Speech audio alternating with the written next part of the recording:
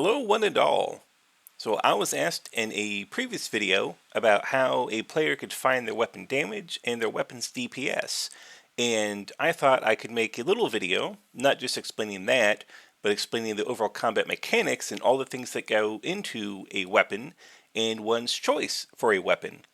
This will hopefully be a brief video. I will not be going into the weeds of things. I will not be digging up into all the math behind how the stuff works. I'm just going to give you a nice brief overview to give you all that you need.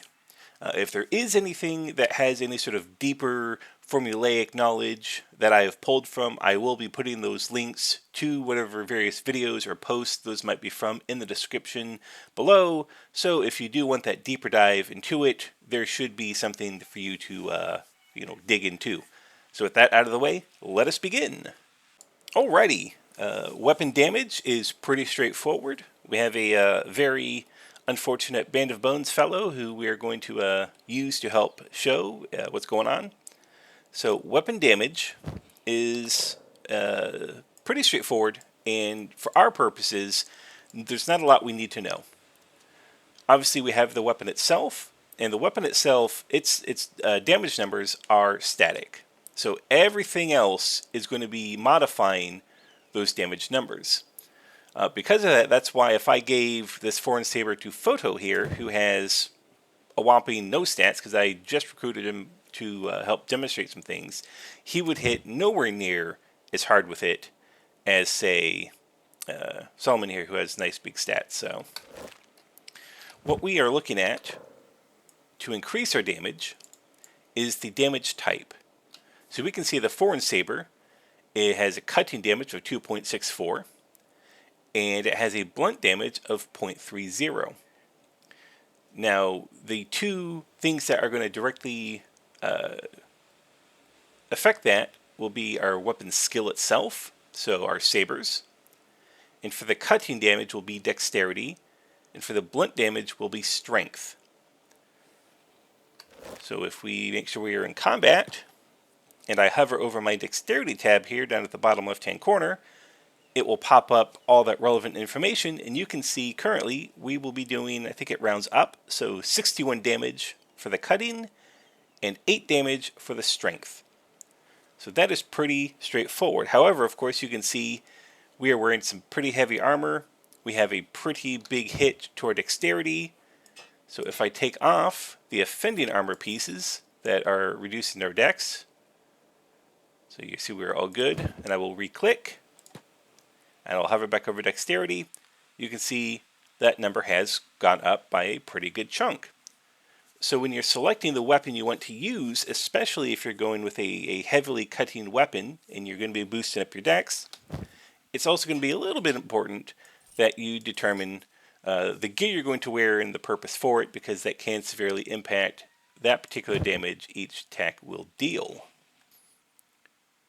So weapon damage is overall pretty straightforward. Increase the corresponding skills and attributes, and your damage goes up. Pretty easy. But there's more to the combat than just simply making your numbers go higher.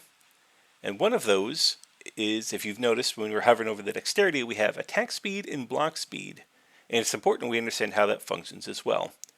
So let us first go with attack speed.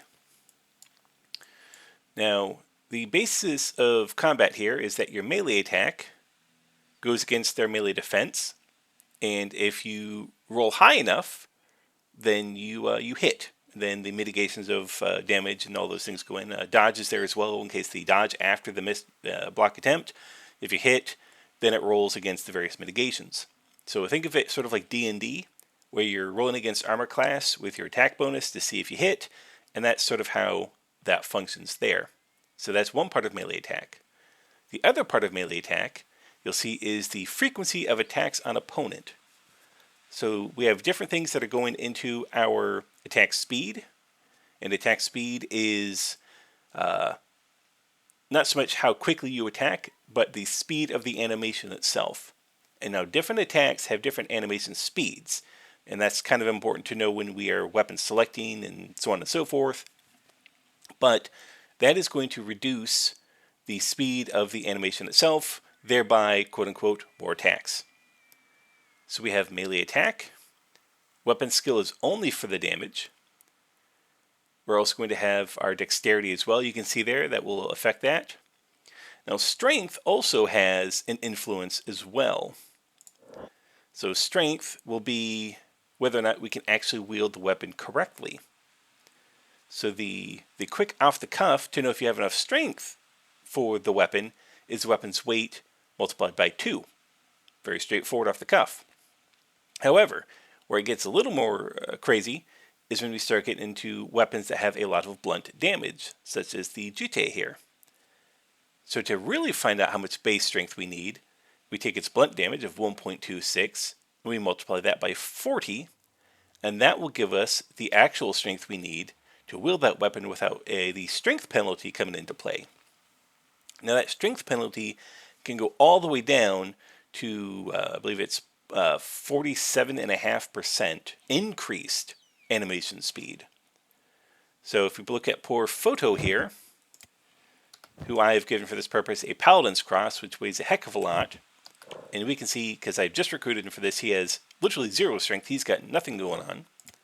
Because he's in combat, if we look over at his attack speed, it is down to 0.40. If we drop this,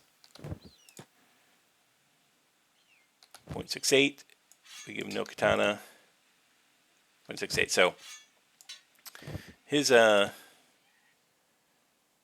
it is. So that's his actual attack speed is 0.73. So you can see just how much a weapon that you don't have the strength for can really hamper your attack speed, and that will also influence your block speed as well, but let's not get ahead of ourselves. So how do we get more attack speed? So we can see here, first off, Solomon is in combat. I'll double click to reinitiate just to make sure. So his attack speed is currently at 0.84 multipliers, so not bad, it's okay. But obviously we have, if you're looking at the dex here, we have quite a bit of armor that he's wearing, and that will influence our attack speed. So let us remove the offending dexterity armor, and we will reinitialize here. Oh, there we go. So we can see no dex penalty, and we can see his attack speed has made a pretty nice little jump up to 0.97. So we're not having dexterity hit as much is important. But there is another aspect to look at, and that is combat speed effect. Now, we're going to get him naked. Ladies and gentlemen, please stay calm. It's all right. We're going to see now that we have no penalties to his combat speed. Attack speed has gone up, 1.01. And for all you shoe fans out there, you will know of the wooden sandals that has the combat speed effect bonus to it. So then we click to reinitialize to re-upload the stats, and 1.06 is now his new attack speed modifier. So now we are getting into slightly decreasing the animation speed itself of the attack. So that's, again, so these are pretty important to know. When we get into the actual animations themselves, these speeds will make a bit more sense. As to blocking is pretty straightforward and follows the same rules, except it is melee defense. The higher melee defense, the better. There is some breakpoints between the difference between your melee defense and their melee attack, and then their level and their toughness of things, and there's behind the scenes stuff. We're not too worried about that. Just the higher this number, the better. And how do we get a higher number of this? More dex, more combat speed. So again, we're going to put his clothes back on. I know we're all very disappointed. Let clothes go back on. Initiate combat. Block speed, 1.94. Now, block speed modifier can go, will hard cap at a multiplier of 4. And the higher your block speed, as you might imagine, the faster that animation, the easier it will be for that character to block multiple attackers at once. So those really good swordsmen you see out there that have incredibly high block speed that are just parrying everything that's going to be Y. But again, as before, we remove all the offending dex gear. We can see box speed's gone up to 2.63.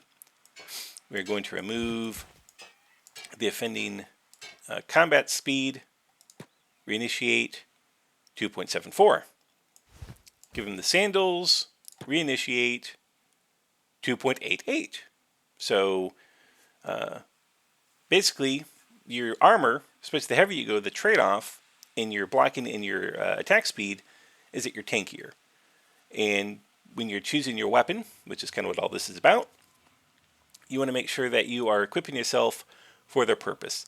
Solomon's job here is to tank. That's why he has a 4-inch saber for the increased defense bonus. I want him to, and Tantion, as you can see, I want him to be able to stand in combat, take all the hits, and not really care so much about it. So that way other people around him can get their attacks in. Now, as promised, the Band of Bones fellas had a pretty bad time. So now we've got an understanding of weapon damage and how to increase it. We have an understanding of our attack speed and our block speed, what governs them, and how we can increase those values as well. And much like in Kenshi, there's always something just a little bit more, and that is a understanding of weapon animations that for their attacks, each different attack has its own animation, and the range or the reach of the weapon.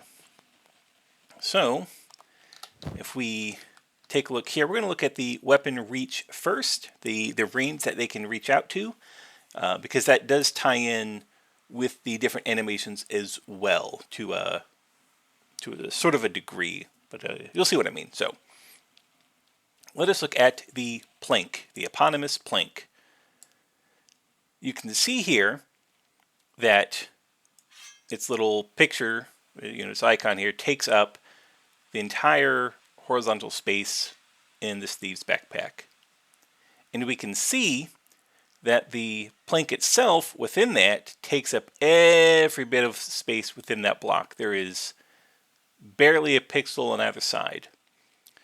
Now, because the weapons are physical in Kenshi, they are physical objects, meaning when you swing, anything that's an enemy that is within that swing's radius, that reach, has the potential to be hit and take damage. So we can see here this image is actually a pretty decent representation of what we can expect out of this weapon's reach. Now if we look at the polearm, we know that polearms have a pretty high reach. They're not A+, they don't have the highest reach, but they're at sort of like an A-. They've got almost the, right up there. So we can tell that by, again, this takes up all the space, they're all the blocks, but the model within, you can see we've got space on either side of those blocks. So this tells us that, yes, this is a long weapon, but say comparison, compared to the plank, not as long of a weapon. The jite here, we can see, again, it does not take up all the blocks, so we know that it is a shorter weapon. And again, it takes up all the space within its blocks. So then we know if there are other weapons in comparison to the amount of blocks it takes up, we get some kind of an idea of the specific reach from each one. We look at the 4-inch saber here, we see that it does have an extra block over the jite, and the model itself takes up most of those blocks. That we get about half the final block, so we can get an idea in our brains that the weapon reach between the two, the 4-inch saber here, should have a little bit more. Now, how much does that matter? What is the actual, the difference between those two? They're so close, maybe not so much in terms of actual reach. What is going to matter, however, are the animations that are tied to the different attacks that the different weapon categories can make. So when I talk about the weapon categories, I mean these here. These each have different attack animations that they have access to. Some will have an overlap, some will not. Some might be very specific to a certain section, where other ones may miss out. So knowing that is also important when you're deciding on a weapon choice. So it isn't just the pure raw damage that the weapon can do that you might want to consider, but you also may want to be looking at the actual animations that those attacks can make, because they're not all the same and they're not all equal. So up on screen here, you will see a handy-dandy little spreadsheet that someone had made. You can go ahead and pause the video if you want to take a good proper look at it. I don't know where all you can find it. I had to do some digging to find this one. So take that with a little grain of salt, as you know, I don't know when this was discovered, how up to date it may be. I suspect, anecdotally at least, that it is pretty spot on.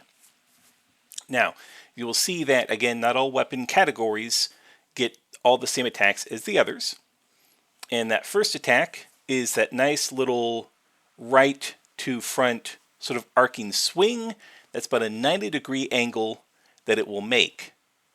And you see that the katana only is that combo attack. It's that double downward chop that it makes. So you have that 1-2.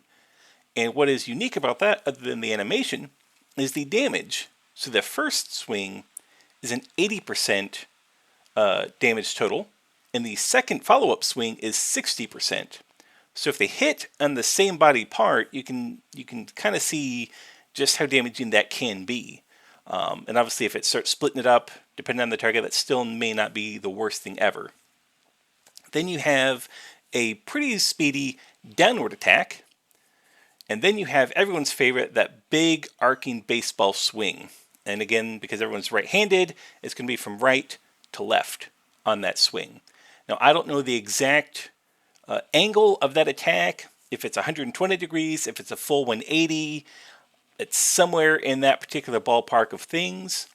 And again, that's where weapon range may come into play. So if you want that nice big sweep, you want a weapon that might have even more reach. And again, if we look at the attack speeds, those should be influencing those individual animation speeds. So which is why if you get like that plank and it's just so heavy and you've got it on someone who doesn't have the requisite strength and who doesn't have the requisite skills to back up the attack speed, that's why it'll sometimes look like they're almost like fighting underwater when they try to make that big swing, and it just takes absolutely forever for it to, you know, start to finish. And in those cases, when they're trying to do those attacks, because it's so slow, it's very easy for an enemy to sort of get up under their animation speed and to keep them from being able to do anything at all. So that has been a super brief overview of the combat mechanics, the weapon damage, and so forth. I hope it's been helpful. Again, I didn't want to get too much into the weeds. I just wanted to give a nice brief overview. Hopefully I did that.